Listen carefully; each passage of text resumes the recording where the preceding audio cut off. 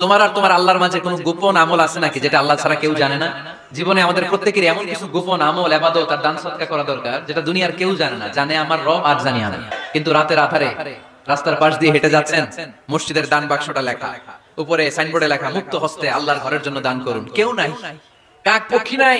রাত বাজে 2টা, হঠাৎ করে পকেট থেকে 1000 টাকা বা 100 টাকার কচকচে নোটটা আপনি দান করে দিলেন। ওই দানটা 1 কোটি টাকার দানের চেয়ে বড় দান। কারণ দুনিয়ার কেউ তখন দেখে নাই, দেখেছে কে?